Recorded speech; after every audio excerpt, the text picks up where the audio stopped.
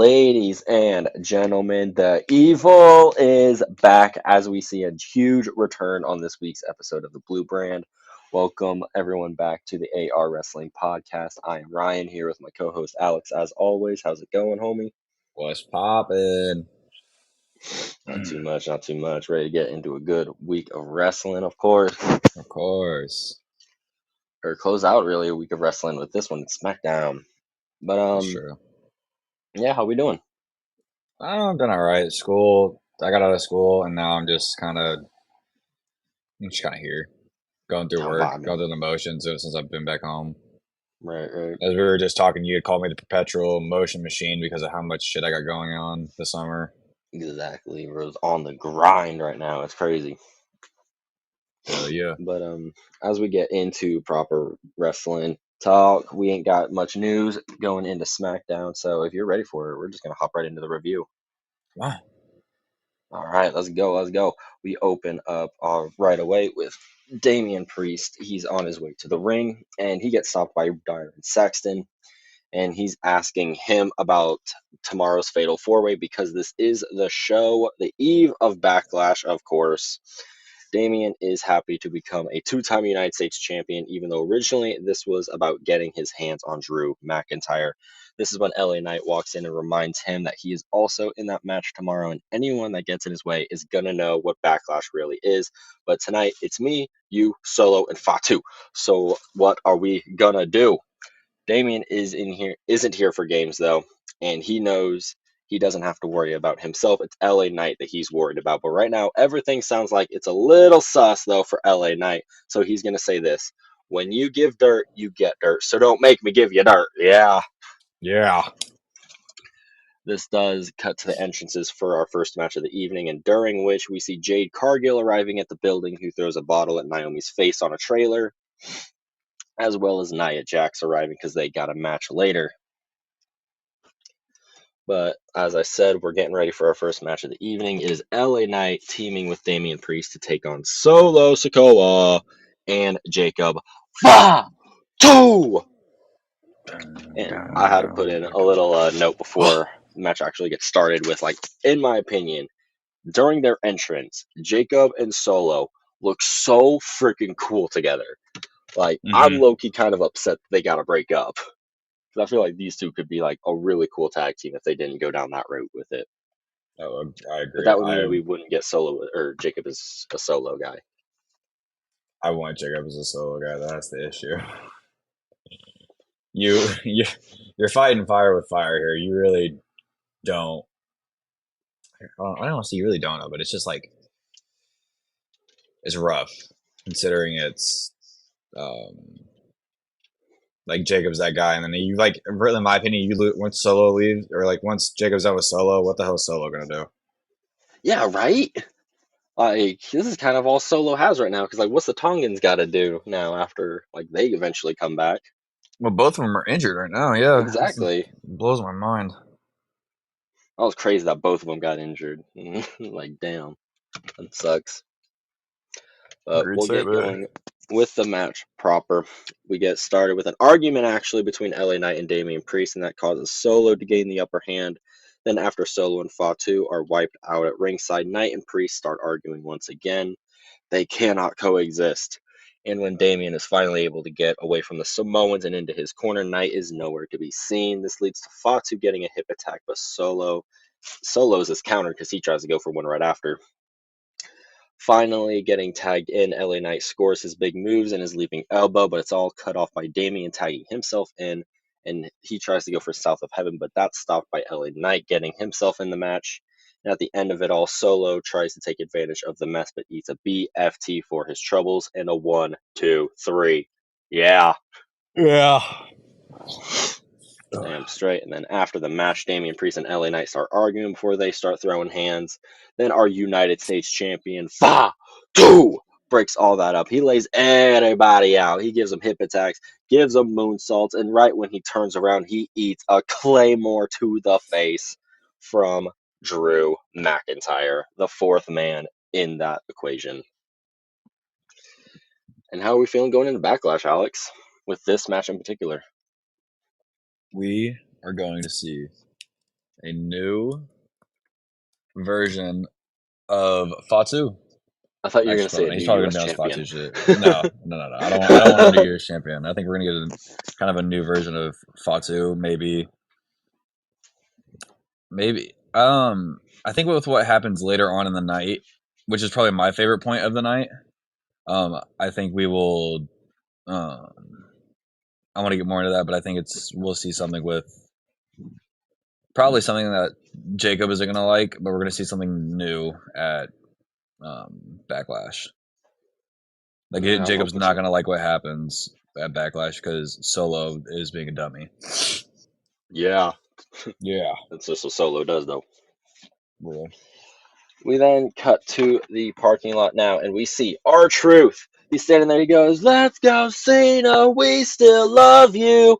He's got a "Let's go, Cena" sign. And damn it, Truth, you're trying to get murdered by Randy Orton.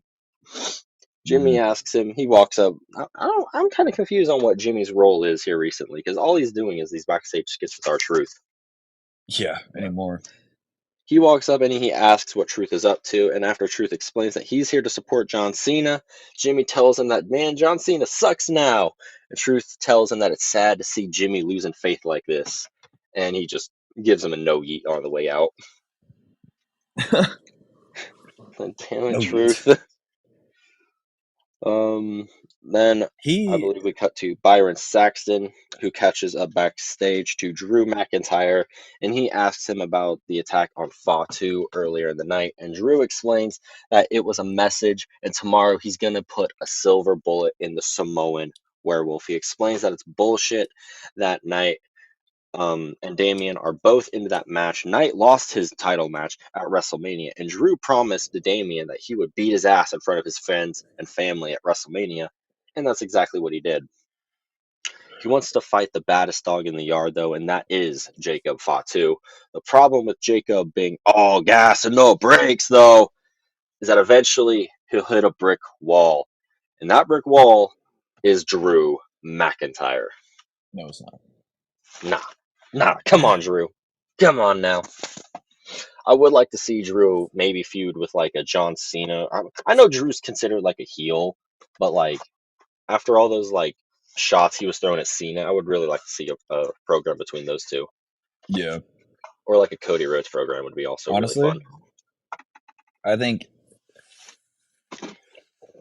What if Drew's the one who takes the title off of Cena? That Like I would don't be know. I don't remember awesome. if we've talked about it, but I think I've had that idea thrown to me at least once or twice by someone, and I'm like, I don't know how I feel about it. If it was done in convincing fashion, then yeah, but like, I don't know. I think I actually really like that idea. There's like Drew's one of the top guys. Like especially if we're able. I don't know. I really like heel Drew McIntyre just because he's way more fun. But I feel like if Yeah, we're able to I mean, hell, even if we somehow get John Cena cheered again, Drew McIntyre would be a perfect heel to retire him. But I don't know if we're able to turn Drew babyface. I'd really like to see him be the guy to beat Cena, or if let's WWE go, is able to turn him Cena. We babyface. still love you. Oh man, Gosh, damn it, our truth. But now we'll go to backstage, and we are in mourning. I hope you're all in black, and I hope we're all bowing our heads in respect as Nick Aldis and Zelina Vega very rudely and selfishly interrupt the funeral of Chelsea Green's United States title reign in Nick's office, by the way. Then Zelina gets right down, and she says some defamatory shit about Chelsea Green being pathetic over all of this, and Chelsea says that she she is. has no friends. Whoa, Alex, chill. You heard me. Going crazy. That is our former United States Women's Champion. That is the longest reigning United States Women's Champion of all time. Show some respect. She She's is a former for a history reason. maker. All right. Chelsea says that she has no friends, that being Zelina, and in return is challenged by Zelina and her mystery partner later. Fucking rude as hell, man. You see, we're trying to have a funeral right now. This is a very You hard crazy time about your. for everyone, including me. Okay, Ryan. But it's Okay. okay because Fatu holds the other U.S. title belt. You know what I mean? Yeah, I mean. Oh shit. I I'll probably call back to it when I get into that match properly, but Chelsea Green is probably my number one pick for women's Money in the Bank right now. I think she's rumored to be the winner Mm, right now. I'd be okay with it. She was runner up last year. yeah, I'm gonna be beating that drum until the event itself happens. Let's go, Chelsea. That event is in about a month. hmm I'm excited for it. Oh, yeah, love Money in the Bank. Want to see people jump off ladders. Oh, God. Hell, I think someone else that could be really fun in a Money in the Bank ladder match would actually be Aleister Black, who we're talking about next in his next vignette. He says that he no longer speaks in riddles and that the old character he played in the past is dead. Now he has come to WWE to be the consequences that this company needs. He says that this is above good and evil. Then he turns his attention to Carmelo Hayes later. Which, I mean, there wasn't much to that, but it could be Mm-hmm. my wrestling brain just overthinking words that when he says something like, I am the consequences of the actions that this company needs, it's like we've seen so many people hold like a message like that. Like the Wyatt Six is the big one that I think of, where like, There was a lot of talk at one point to put Aleister Black in with the Wyatts before, that like would be when really Bray was cool. alive. This is like thing around like the Firefly Funhouse or whatever it was. hmm But like he said now that he wants to be the consequences for WWE. Now do it. Oh, God. Now, like if there's like, You had that once, but now you have that. It's gone. yeah, like my big idea like is that for John, like if of course this is fantasy booking, this will probably never happen. But if you really want to push Aleister Black to be a main event mainstay in WWE now that he's back, he is the consequences of WWE's actions. There is one person right now who is racking up a list of, you can call them sins or whatever, that need to be righted or shit, and that's John Cena. Honestly, So you have Aleister Black face John Cena in his retirement match, and that's where Aleister defeats John Cena. And it's not a, oh, John Cena, we're happy to see you go. It's a, this is what you deserve. And now you've made your bed and you're going to lie in it. that's kind of what Seth did with Sammy. I would like to see that. Honestly. I'd really like to see something like that. Be a really different wrestling retirement than I think we've seen a lot of other people do. Oh yeah, and I agree to that 100%. I think it'd be. I like. I want to. I think if Cena with Cena being this big name, you got to do something different. You can't just be the same Yeah, old shtick. yeah, I agree with that. There's one of two things is going to happen. They're going to either going to have a big, like, crazy retirement thing like that we just talked about, or maybe he goes out like Sting did, where he goes out on a win and is all cheered. Who knows? That Sting I'm match here. is crazy. I mean, we've That talked about it Sting match before. That was shit was crazy. just wild. Maybe John Cena goes through a bunch of fucking panes of glass and jumps off a ladder through some chairs. It if Cena does that, he's dying. He's not going to Hollywood. That man is actually going to go lay in his deathbed. Oh no. I want to see that now. That is wild. Oh man. Now we'll go to our next match, though. It is Chelsea Green and Piper Niven taking on Zelina Vega and the person I referred to in our intro, Alexa Bliss, making her return to SmackDown. This was huge. I'm pretty sure it was also like in her hometown or home state at least. So hell yeah, Where was huge pop for SmackDown? her. Dayton, Ohio. I think She's from somewhere in Ohio, but it might be Dayton. Who knows? But I mean, like I said, Piper is going to get started in this match. She uses her power to instantly gain the advantage for Chelsea before Zelina connects with a double 619. Piper and Chelsea continuously keep Zelina from getting to Bliss until the hot tag is made. This lets Bliss go nuts with a dragon screw followed with a blockbuster to Chelsea.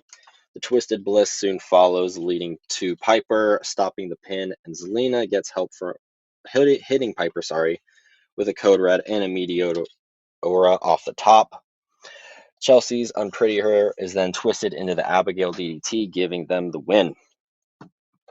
And honestly, right after the match, I would have just liked Alexa Bliss to turn around and drill Zelina with 1-2. Oh, honestly, Could you but imagine? because I think so. I saw something like, or I mean, I still see it. There's still like Alexa still has ties with the Wyatt Six somehow, hmm but like they're nowhere to be seen on TV. Like, and do they go after Alexa or do they still go after like people who are causing the pain like they said they were? Like I'm telling you, WWE missed out on a huge opportunity with the Final Testament. That's all I'm going to say. They really You did. didn't even have to have Bo be that. You could have had Uncle Howdy sit there in the chair, and you could have had the rest of the members do it. It would have been perfect. But I mean, I want to see if with the Y6 come back. There need to be something. It needs to be something big because this isn't it. Honestly, I'm Yeah, more I set agree. on the Y6 more than Chelsea and her green regime or whatever the fuck it's called. Um, What like the the hell? trash regime, but Whoa, okay, that's just defamatory. So you should be locked up for treason on that one. you know what? If you're gonna lock me up for treason, I need to see Penta versus Chelsea live on WWE television before I get locked up. Live. I need that. Then I'll change my mind. Those two can go at it the Money in the Bank ladder match. Honestly, Chelsea goes for it. Penta comes out, hits a Mexican destroyer onto a ladder off the top.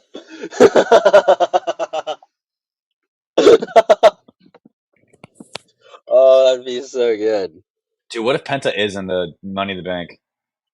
That would be awesome. I want to see We're both going to Lucha see a Bros Mexican actually in destroyer it. through a ladder. I'm just saying. Yeah. I want to see both Lucha Bros in the Money in the Bank match. Lucha. Hell yes, man. That sounds actually really cool. I agree Mm-hmm. with what you were saying about the Wyatt Six though earlier. Not to skip over that. But if you do have Chelsea win Money in the Bank, you can't. Yeah, I don't want you. For me, you can't rerun a Tiffany thing because like they're kind of similar, but they're also very different. Mm, To me, they're like those preppy kids. Like that's how I get them both, but they're both very different. Like Chelsea's like, oh, I get everything. Tiffany's the one that works for everything.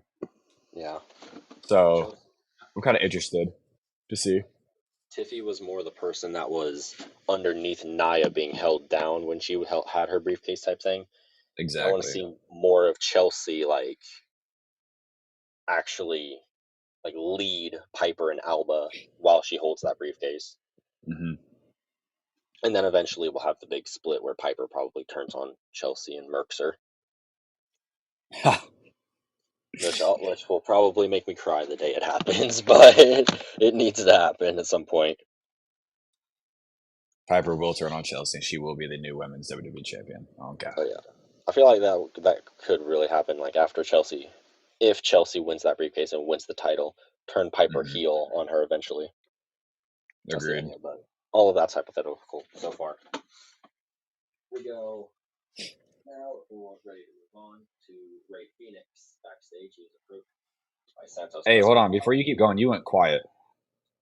Okay, I went quiet. Yeah, right there. You sound better wherever you just Okay, were. okay, sorry about that. But now we're backstage with Phoenix and Santos Escobar, where Phoenix has nothing to say to him when the Garzas jump him from behind because Santos isn't here to talk. Andrade then checks on Phoenix as security send them away, and we hear that that match gets made official for later. Then we flash back to our childhood, where John Cena and Randy Orton are having a match inside of Hell in a Cell from 2014. I actually remember this PLE. I don't remember if I do. Let me see. But I'll let you. You know. Yeah, I remember buying it. It was a lot of fun.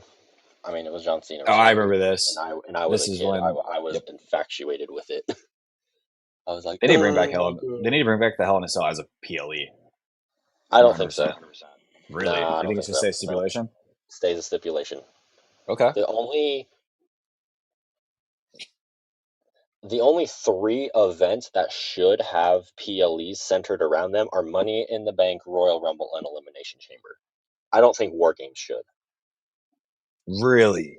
Yeah, Why? I'm kind of tired of War Games being a thing every year I kind of because it fuck with it. feels more like especially last year. Last year's War Games felt so much like Are we it's talking Survivor 24 or Series, 23? huh? Are we talking 2024 or 2023? 24. Okay, so this past one. 2024's Survivor Series felt a lot like, oh, well, it's that time of year again. Better get 10 people and put them inside of a big box. Instead of we're naturally building to a huge, like, end of end of the feud like type thing, like Judgment Day and Cody Rhodes and Sami Zayn, Jey Uso, Randy Orton. When Punk Okay. returned at the end, that one felt really cool because it felt like Judgment Day was really trying to take over Raw, and this was the final stand against them. The year before that, it was the Bloodline versus the people trying to stop them, and then it was just like it's the Bloodline 2.0 versus the Bloodline that hasn't, the OG Bloodline that hasn't even really been broken up for a full year yet. You gotta admit though, Fatu in a War Games cage is Phenomenal, it's phenomenal, worth it. It is worth phenomenal, it. phenomenal. That tsunami off the top of the fucking cage where he broke his ankles, phenomenal. One of the best spots of the year. Yeah, Bronson Reed's ankle, but God, it was fucking awesome. But that I still couldn't shake that it had that bit of a feeling for me. That's why I don't no, think that's it's enough fair. PLE. That is 100% fair. Shoot, sorry. But then, as I rant about how I feel about PLEs, we'll go on to the Queen herself making her first appearance since WrestleMania. Charlotte Flair arrives at the arena, comes to the ring, and she tells everyone that the Queen has arrived. It says that she's coming off the greatest women's match in WrestleMania history. There's definitely one word for it. It was good. I wouldn't call it the best. Did you see that triple threat? But she'll give credit for credit's due. After suffering an almost career-ending injury, she pushed the WWE Women's Champion to her limit and announced that she is once again gunning for the Women's Championship. Huge negative reaction from the audience goes off, and Charlotte calls everyone disrespectful and says that if they continue this, then she'll never return to Dayton, Ohio. They boo her some more. She gives them one more chance, though. More booing continues before Charlotte slams the mic down and she pouts up the ramp like a fucking Nepo baby child because that's what Charlotte Flair is. Yeah. And as she's doing so, the lights go blue, they go dark, and we hear a storm is coming. Jade Cargill storms past her, and oh my god, there's no shot we're not doing this at SummerSlam. Can't wait for No that one. shot. This is so happening this year. I'm so excited for it. Jade gets into the ring and she tells her that she had her chance and it's time for Charlotte to go to the back of the line before she continues her entrance. And like, True. I need it. I'm gonna need it. We'll go backstage before that match gets kicked off for the number one contender spot for the women's title, where Nick catches up to Charlotte Flair and he calls her unprofessional for storming out of the arena just because things don't go her way. He says that she needs to be a leader instead of acting like a child, but she completely ignores him and continues walking to her car, where she is stopped by none other than Alexa Bliss. And they don't That fight, goddamn Nepo baby. they don't argue or nothing. Bliss just tells her that they need to talk. Mm. Mm, What are we cooking I here with am, this? I am interested to see where this is going. Yeah, this is a very odd pairing considering. I mean, they just had a feud 3, 4 years ago. Whenever Alexa would bring out the swing and everything and cut the promos about Charlotte, and she's like, "Oh my God, Charlotte, we get it." You know what I'm talking about? I know exactly what you're talking about. It is weird. But Alexa being back is it's nice to see. Now I want to know if she's gonna stay full time or not. Honestly, Exactly. Yeah, I'm excited to see. Hopefully, she'll be a more permanent fixture on the TV now. But agreed. I've got so many questions about this now because I mean, there's always been, there's always been the four horsewomen, but I've always considered like the unofficial like fifth horsewoman to always be either Asuka or Alexa Bliss. So it's like, I'm excited to see where this goes. I think you could confidently say you could replace Mercedes with either one of those two. Honestly, I mean, you I can't think I'd rather stick replace with her. Asuka more than anything because I think Alexa is just better off on her own. She doesn't need. I mean, Asuka doesn't need the group either. But like, I don't think Alexa needs that as part of her, um, like not like but character almost. Like she could do it by Hmm. herself. Yeah, I get that. So Definitely get that. But now I don't we'll know. continue. Oh, I'm sorry.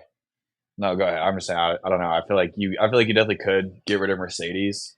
She's been gone for a while. Why not? I mean, she's not coming back the way it's sounding. So why not just do it this way? I mean, yeah, I mean, they have kind of stopped the idea of the four horsewomen ever since Mercedes did leave.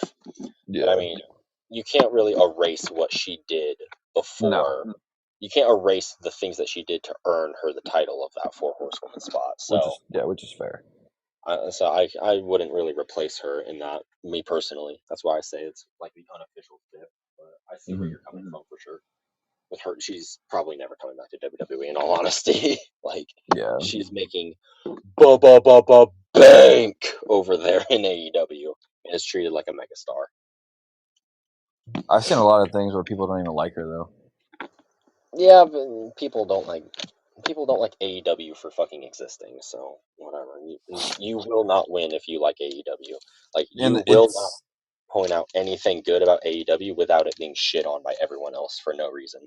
So like you said multiple times in this podcast, and I could definitely see it. AEW is more focused on your wrestling and more like that side. mhm, WWE is more of your storylines more than professional wrestling. mhm. Yeah, they're two And different that's how you wanted to products. separate them. In all Yeah. honesty, like I'm kind of like they are two different niches in the same broad form of entertainment. Like, and they don't really. They try to WWE tries to undermine AEW, but they're not outright competing with each other anymore. Like Oh yeah. AEW is nowhere close to WWE. Let's be fucking real here, everyone. There's nowhere they are coming close to WWE now. So I think the whole tribalistic like thing of like AEW versus WWE is kind of stupid right now. Just there's no point because there's no competition at all. So why are you so worried about it? WWE's smashing them in every way. It's to me. I mean, I'm probably I do depending on who listens to this, I'm gonna get hate for this. It's kind of like the LeBron and not LeBron and Jordan debate. Like, um, there was you can compare them all you want, but if you really sit down and look at it, you're one of them is gonna be better than the other by far, and it's just by whatever it may be.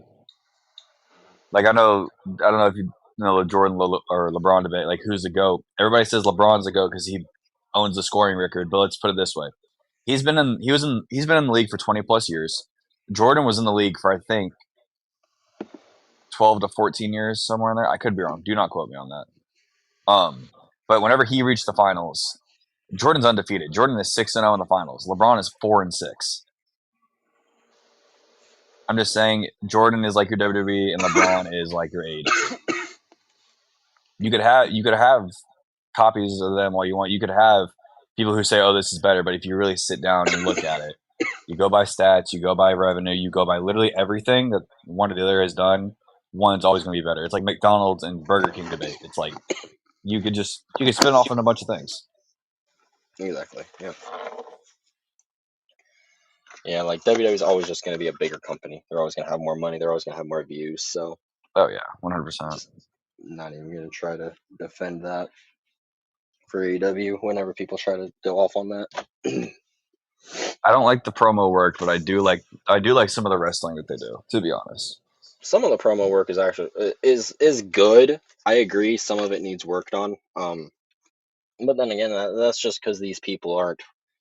These are the people that have worried about their in-ring work more than their promo work, Yeah, which and I mean, shows. and don't get me wrong, there is plenty of good wrestlers in WWE. Like you're looking at your Tiffany Strattons, your Cody Rhodes. Well, Cody had to go off, but I mean, like if you're looking purebred, your Tiffany Strattons, Braun Breakers, your Seth like Rollins, your AJ Styles, they Rollins, have some of AJ. the best in the world. I agree with Mm-hmm. you. So, um, just kind of interesting to see how it all will play out when it comes down to it. Oh yeah. And interesting thing that did play out. Sorry about the rant, but it felt like it needed to go on. That was a good rant. I like that one. But we'll get back into the proper review as we go to the number one contenders match for the women's championship. Nia Jax taking on Jade Cargill. And oh my God, this is the match that we were robbed of last year in the Queen of the Ring tournament. This gets going right away, but Tiffany Stratton comes out before the match gets started. She sits at ringside because she wants to watch who she's going to be fighting next. Jade and Nia both go for shoulder tackles, but Nia has more power and drops Jade to the floor first. Both trade Samoan drops, but Jade isn't Samoan, so can hers even be called a Samoan drop? Is it just a drop? What are we Well, doing she here? is Samoan. Is she? Yep. She's very loosely What? tied. She's very loosely tied to it, though. It's so weird how it's loosely tied. Let me see if I can't find There's a picture so for you. fucking many. That's insane. I didn't even know that, but I stand completely corrected then. Big boot. She, I don't know. Go ahead. Go ahead. Sorry. No, no, no, I'm so sorry. Did not mean to try to cut you off there. I realized you were going for that, but No, I'm just finding the chart, and I thought I found the chart. oh yeah. We'll get continuing with the match though. Big boot from Jade Cargill gets countered by Nia Jax, and she hits a power bomb, but it's soon answered with a frog splash from Cargill. And after Jade hits a huge pump kick to Nia, Naomi soon arrives, and she attacks Tiffany Stratton ringside. This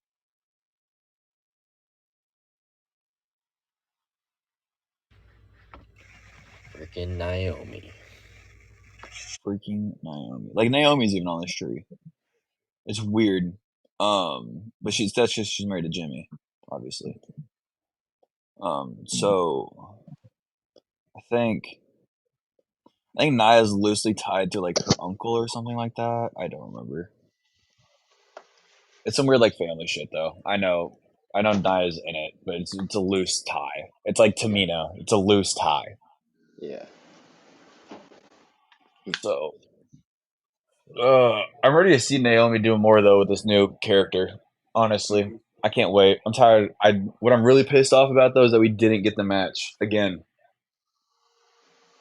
We didn't get the Nia and Jade match without some stupid interference Yeah, I or without some agree. stupid shit happening. I agree. This is some shit y'all could put on at like a SummerSlam or a WrestleMania for I'm your putting an women's asterisk title. against this one too. Yep, put an Nia's asterisk won next to it. both of them due to some stupid interference. Oh my gosh, she has. She's never beat Jade clean. Oh shit, you're right. Maybe we're building to something here. That's what I'm saying. Long-term storytelling. God, Triple H loves that shit. Which sucks because you can't get a lot of stars in now. You're kind of working. You're signing these stars, but you're not putting them on here. You're not getting them the TV time or anything they need because you're deciding to do long term storytelling. Yeah, yeah, there's definitely some shit that I, okay, I kind of fucked up what I was kind of thinking about there. How was I gonna put that into words? He's definitely fumbled like a lot of stars because he's just dragged his feet with more storylines than just like you got to wrap this up so you can start something new. Instead, he's just dragged. Like the bloodline is still low key being dragged along, kind of. This is 5, 6 years ago now that it started. And we still But got I a mean, that little was branch with Solo and Jacob and all yeah. them. I think it was a good way to end. I feel like if they would have ended the Bloodline storyline, the SmackDown after WrestleMania, that'd been a good way to do it. But they really didn't. They kind of just kept it going. Bro, if the SmackDown after WrestleMania we had seen Jacob turn on Solo right then and there, oh, the official nail in like the final piece of the bloodline, like fucking A. That wasn't even. I'm talking. Wait, what WrestleMania are you talking about? This year's. I was talking 40. My bad.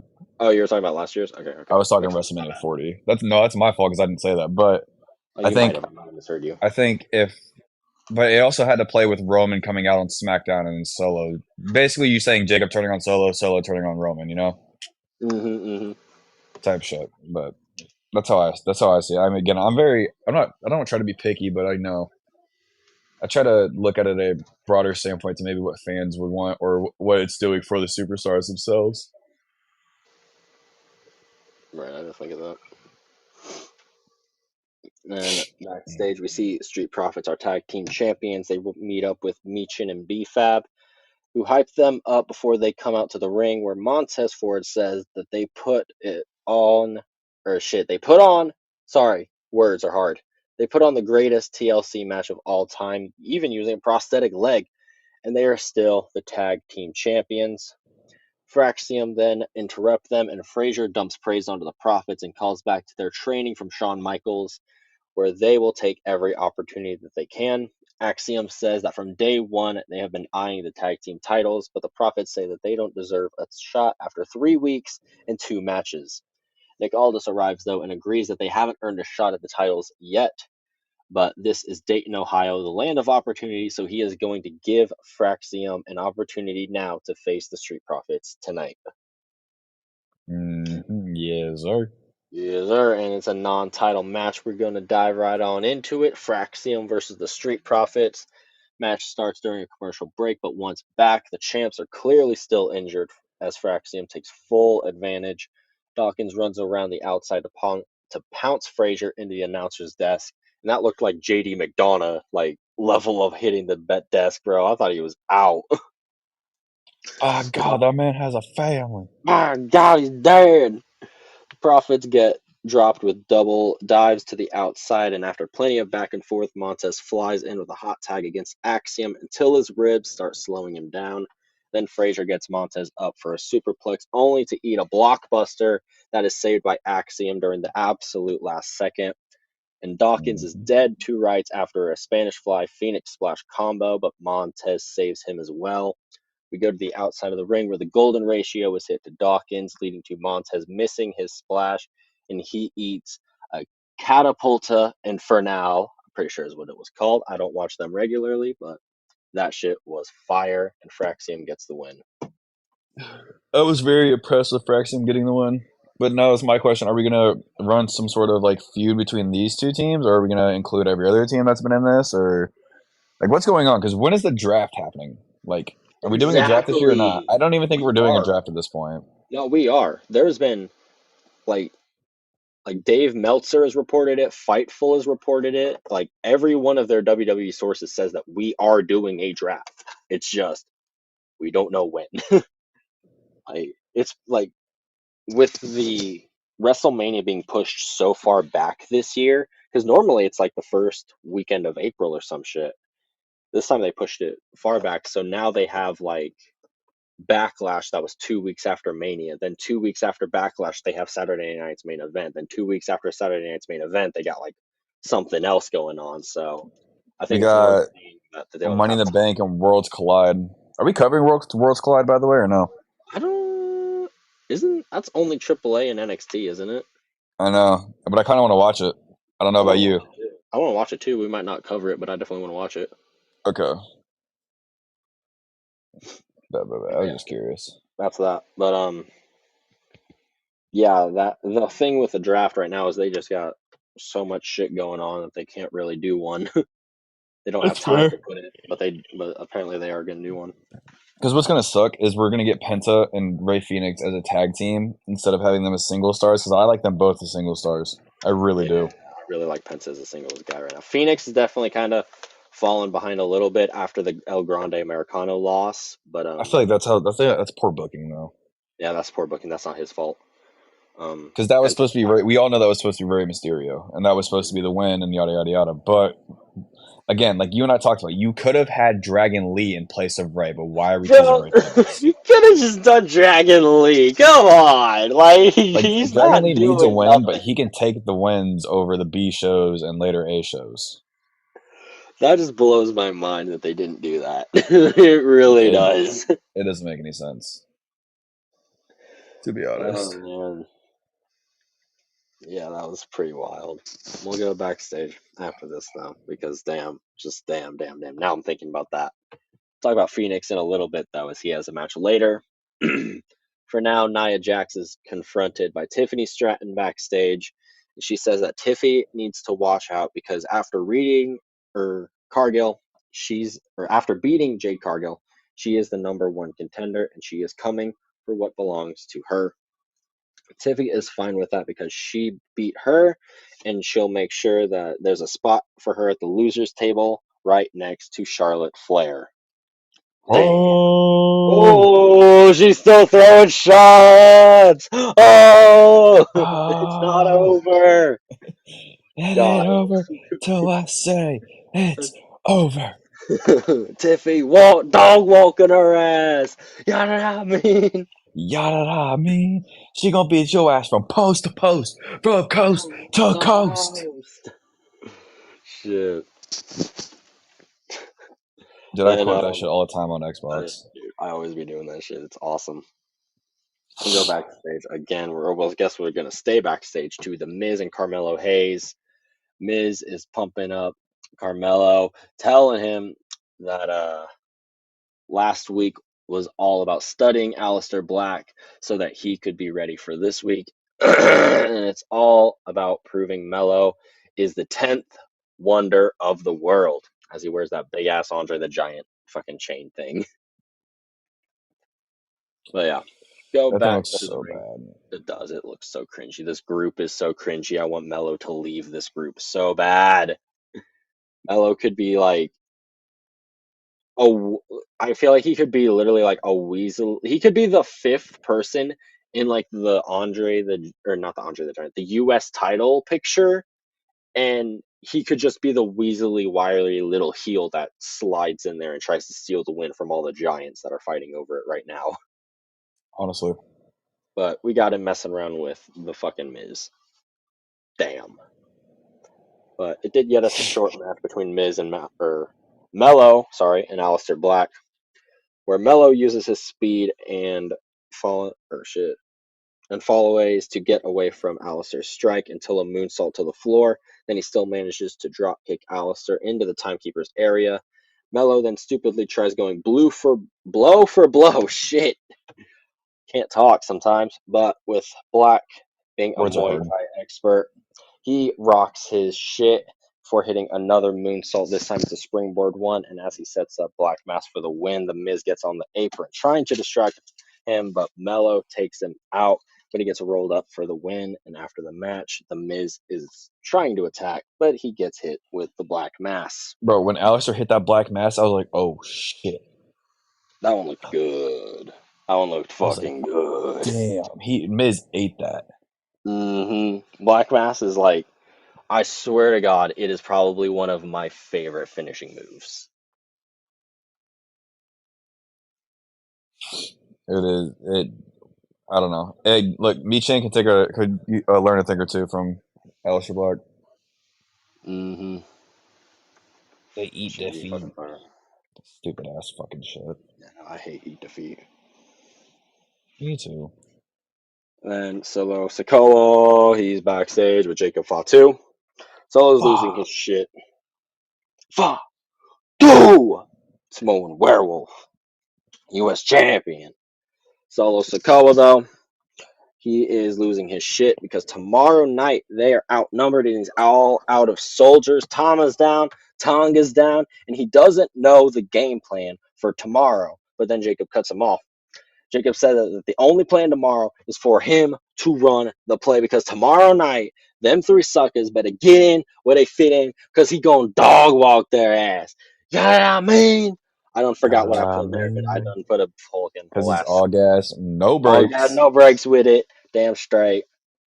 Yada I God, mean. This God. was like highlight of the night for you, you said, or something like that. Yes, this is the highlight of the night for me because this is kind of giving us more into what I wanted these two to be fighting at WrestleMania for. Like this gives more of the story and everything. So that's where I'm at with it. Oh yeah, oh yeah, oh yeah. I want to I see a agree with story that. between these two, and if it honestly, I would like to see it push Solo because Solo was very good at NXT. Mic work, everything. I think it's just he comes off very bland to the main roster. I think they should just put him back down in NXT Ooh, at this okay, point. I really do. I fire mean, him. Take him to I love GCW. Solo. I love Solo. Ooh, or TNA. Honestly, I think he'd be better Send in him to TNA. TNA for a little bit. Have him do a little bit of a run there. Maybe become a knockouts champion or some shit. Who knows? Or, I I don't think know. Fucking know. I want to say, isn't Joe Hendry the Knockouts champion right now? Yeah, he's a world champion. Or no, not knockouts champion. Knockouts champion. I think is the women's. I think I was talking about. I don't watch TNA. Sorry for anyone that's cringing at that. I think I'm talking about the X Division title. Oh, okay, okay, I got Is you. the men's mid card title. But Joe I Hendry's the got world you. title champion for Yeah, TNA right now. Have you And seen? so, Do you know who Moose is? yeah, Moose. Bro, I want to rerun him and Drew. I want to see it on WWE TV. Yes, that'd be awesome.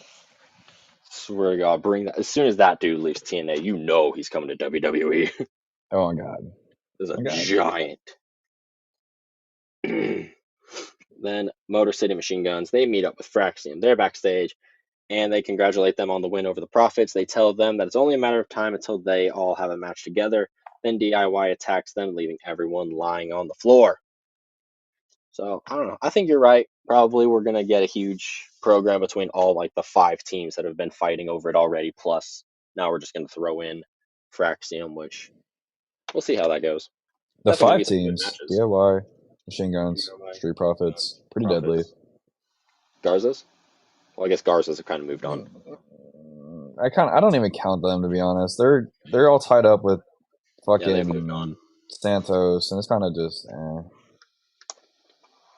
I am. Santos is gonna be leaving soon. I just have a weird feeling. Even WWE. Yeah, he's gonna like either be fired or he's gonna get sent to like TNA or something because he's not getting over. Every time I watch him on TV, there's no pop. Mm-hmm. I agree. They definitely need to either do something new with him or, like you said, maybe that happens to him because you've got people like Phoenix, you've got Penta, you've got El Grande Americano, but not really. Not That's really. Chad I'm joking Gable. about that one. I'm joking about that one. He's Not the speed confirmed, champion. actually. Grande Americano is the speed champion right now. Yeah, it is. It's fucking crazy. But yeah, no, my point though is like you got Phoenix, you have Penta to a lesser degree, you got Dragon Lee, but you can hype him up. You've got fucking Andrade and Santos really has just been spinning his wheels ever since Yeah, turning on Ray a couple of years ago. and the wheels have not gone anywhere. Mm-mm. And hell, you even got Dominic Mysterio, who's more like luchador, like associated and like hyped up than he is. Sometimes, most I of the still want to know times. who the hell El Grande Americano talked to Yeah, I want to know who that was in the alley. Who to was get in it? that box. Who charged Chad Gable like $500 for that box? Yeah, that was ridiculous. Holy. Yeah, that's right. But we're talking about the luchadors. We'll get right into that match. It's Los Garza taking on Rey Fenix and Andrade El Idolo. The Garzas single out and stop Phoenix into their corner right away, then double moonsaults keep momentum in the Garzas' favor. Andrade's Poison Rana then lets him tag in Phoenix, and he flies around the ring. Kicks and forearms fly from all four as they all go down, and Santos fails at his distraction attempt. Then Berto pins Phoenix without the ref seeing it, and Andrade tags in right after, and he stops Angel with a disgusting and absolutely disrespectful back elbow that he does. I love that move. It Then is Berto gets hit with Adios Amigo kick and the message for the win. that elbow is stupid, dude. Freaking, it is nuts sometimes how he hits that. Like just from nowhere. How much for you to take that? That's right to your jaw. Oh my god. As long as my surgery is covered to fix it, at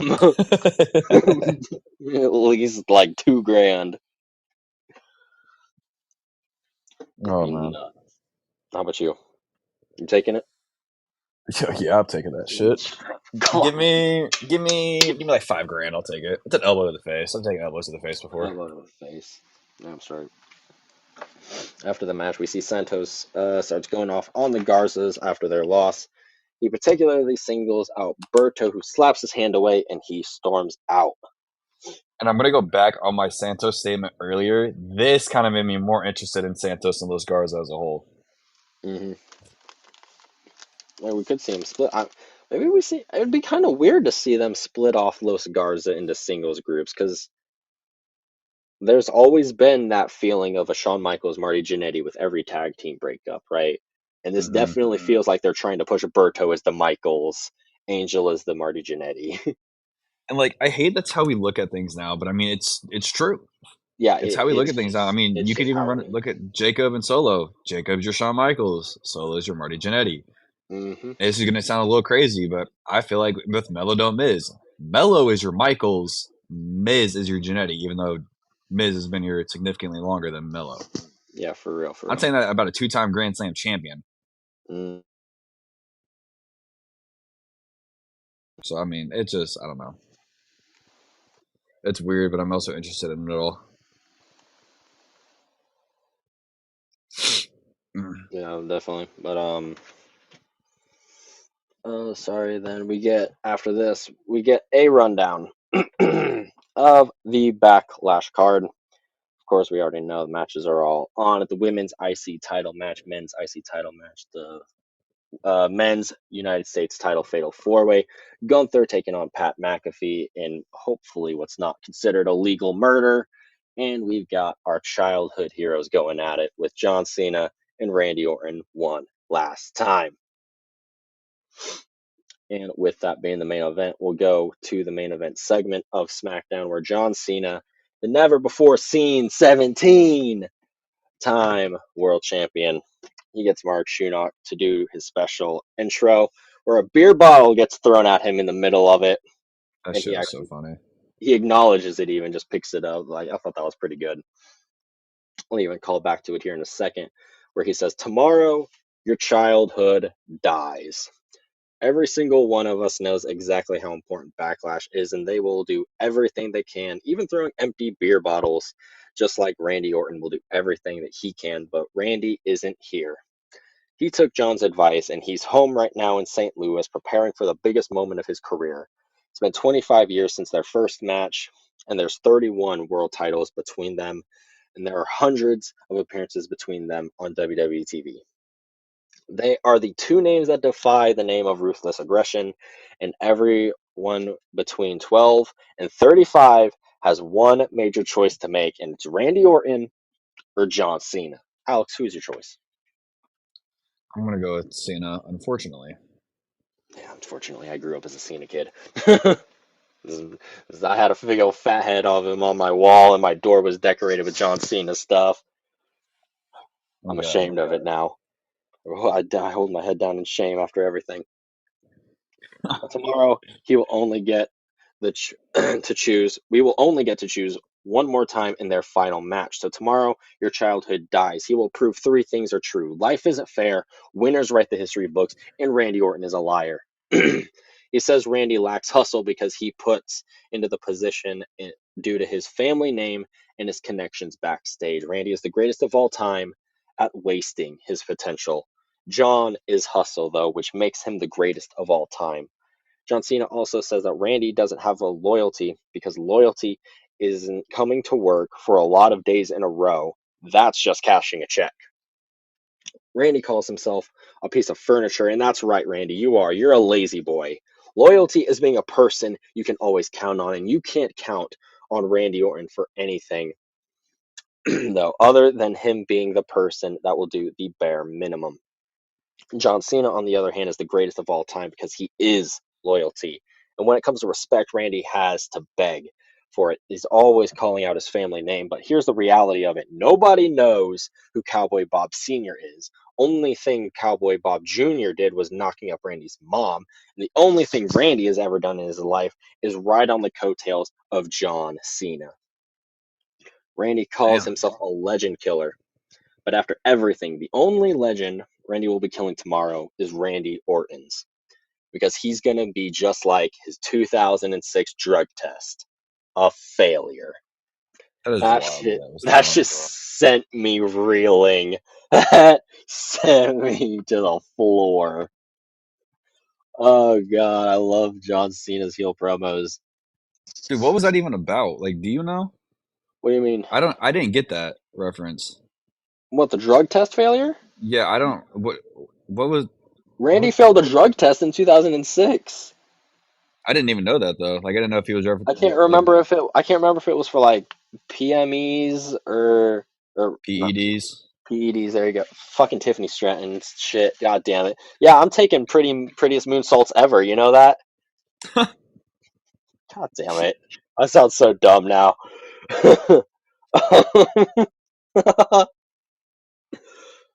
Yeah, I can't remember if it was steroids, that shit, or what. I got you. Um, Randy is the greatest of all time, mocking what a superstar should be seen is the greatest of all time, or John Cena is the greatest of all time because he is respect.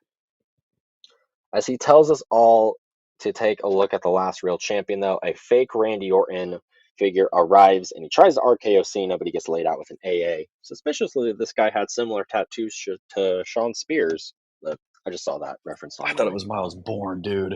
Thought it was, thought it was cool. I don't know. I It thought it could was have his been. son. It wasn't. It was confirmed Sean Spears. I thought it was his son. Yeah, I thought it would have been so much cooler if it was his son. yeah, it would have been cool. Then, as John Cena is standing in the ring, celebrate or not really celebrating, he's just holding up his title because he doesn't celebrate anymore. Randy Orton, that viper, he slithers up behind him, gives him the old "you can't see me," and RKO's him, holding up the title to close the show. Damn straight. Never trust a snake. Never trust a snake.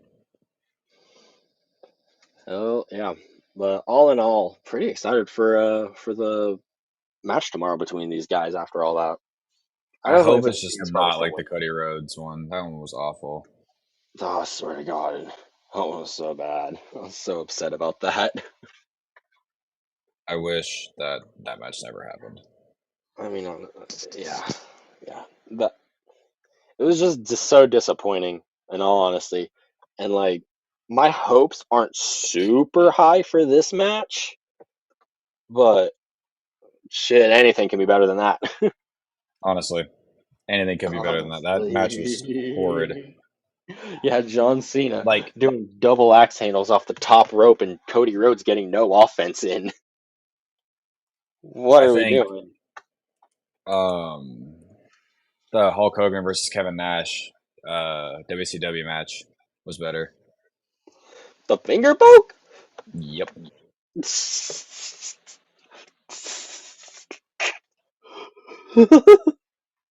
that's saying something.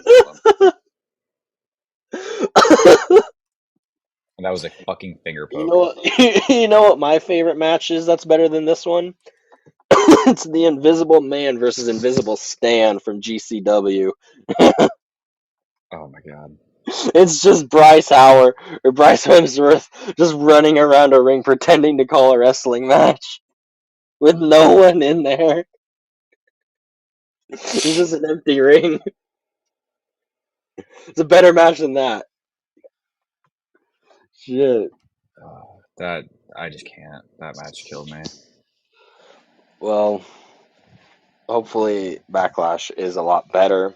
With that being said, though, we're ready to move into the highlight of the night for SmackDown. We've already kind of talked about it a little bit, but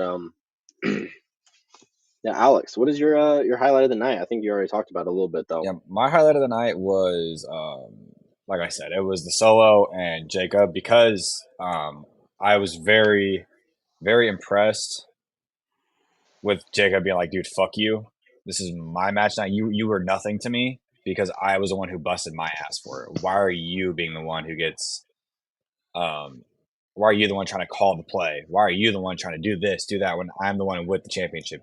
Solo, you walk. He's basically kind of still. I don't want to say still pointing it out, but he walked out. Solo walked out on all of them. Hmm. He pulled a Roman. So what's gonna happen? I don't know. I really don't know. You did pull a Roman and shit. I'm pretty excited to see what happens. Backlash will be interesting. Hopefully, this split happens soon. As for me, highlight of the night, we go based purely on the in-ring action. Fraxium versus the Street Profits had me so excited. Like there was just like sequence in there, like especially the ending of it, where like let me like scroll back up there to the actual match because there was like an actual just part of it where yeah, Frazier like where Montez is hit with like Fraxium's double finisher, like the Phoenix Splash and the Spanish Fly, and Doc Earns comes in and saves at the literal last fucking second or some shit. It's like It's this his is head. some premium tag team wrestling shit. I wish Fraxium had like been called up pre-Mania seeing all of this, and I feel like if they had been, we could have seen like that's what could have put these titles on the Mania card because they're just that damn good. Oh yeah, But yeah, I agree. I want to see more. Um,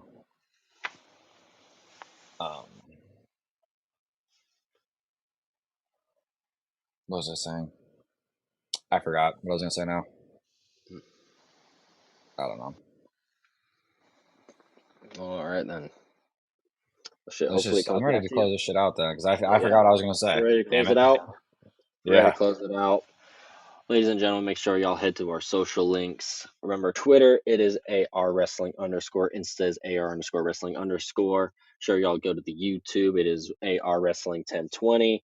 Twitch is twitch.tv/AR underscore Wrestling. Then make sure y'all go to Spotify, Apple Podcasts, iHeartRadio, anywhere that you can find podcasts, basically, and put in AR Wrestling Podcast. You'll find us there. Ladies and gentlemen, just want to say be on the lookout for that Backlash pre and post show coming up soon, and we will catch y'all in the next one. Thank you. Thank you.